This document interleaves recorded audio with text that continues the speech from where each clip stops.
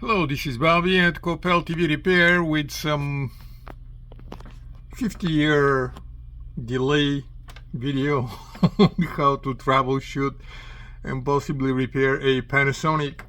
This one is TC-P58VT25 and it's a plasma 3D TV. In my opinion, a wonderful piece of television, one of the late generation plasmas from Panasonic that 15 or so years after it was released is still worth its quality and holds against 5 OLEDs at the very least in weight. Maybe 6 OLEDs, I don't know. But it's very heavy.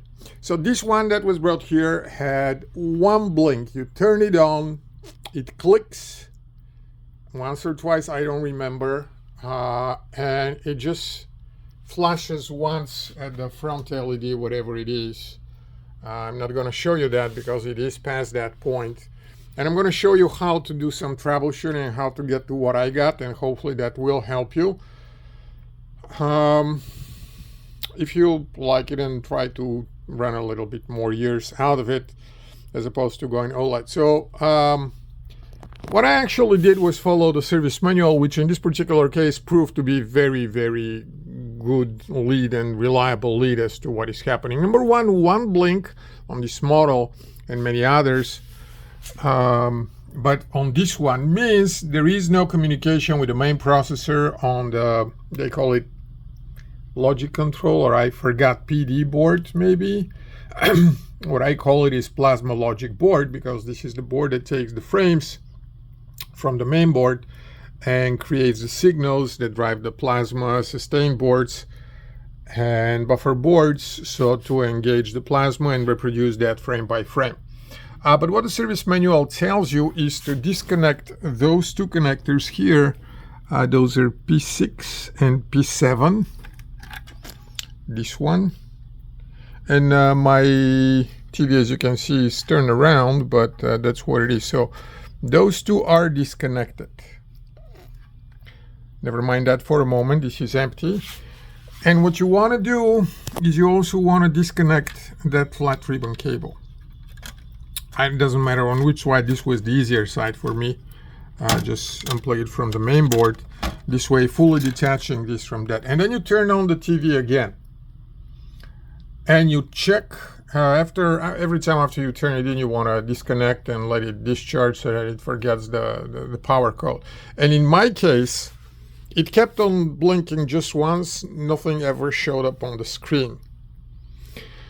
And the next thing that I did, according to the user manual, on this connector here, P34, you get a jumper cable. This is just simple Arduino jumper cable. They advise you to get something special, but what you do is you just jump the first and the third pin like this.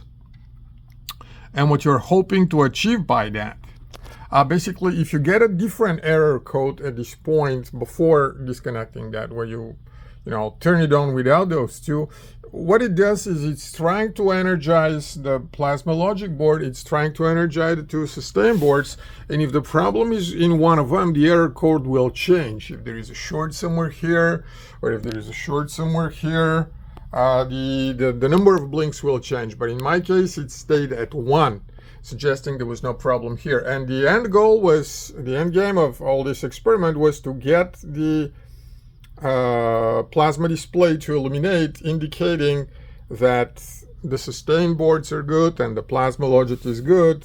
That's what the service manual said, and that's what I've been following.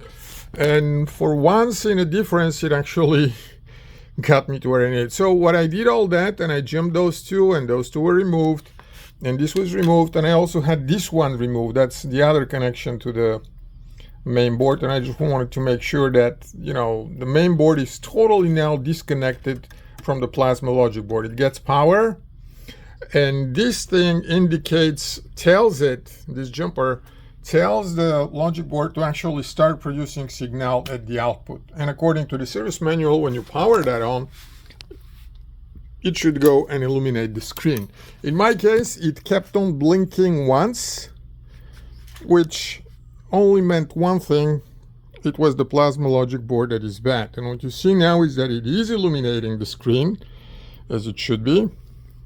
And that is because I replaced the plasma logic board with a new one. I mean, it was a new one, it was an old one. Those are hard to find out there, and that's another indication that they tend to fail. What does it tend to fail on them? I may follow up on another video, or I will post in the description. I will see if I want to try and repair the one that was here before, and my thinking is that it either needs a reflow or there's an EEPROM on the bag that may have gotten off or lost contents or got screwed up. One of those two things is the most common. Sometimes, in general, I've never seen on those particular boards, it might be the crystal as well, but it's probably one of those three things. And if I find out what it is, I may post it. But this again is a beautiful TV. I'm pretty sure that once I connect everything else here, this is gonna work. And this is just help for those who have the one blink. A quick note, I had forgotten to put that cable when I was replacing the board. So when the screen came up, it came up without the top quarter. And that is normal because this is the cable that goes for, well, half the screen. So 1/4 of the screen was off. That's it.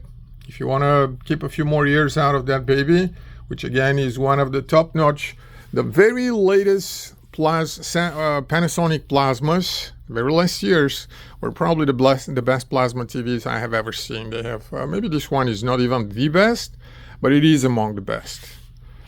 So if you enjoyed, hopefully you can get a few more years out of it. If you have the dreaded error one that there is no other video on YouTube. If you do like, don't like and subscribe. I'm not trying to get people to follow this channel where most of the videos are just functionality showing that something that we repaired is indeed working.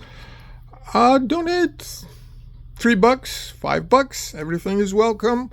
At the very least, post a thank you. Makes me feel better. Thank you very much and best of luck.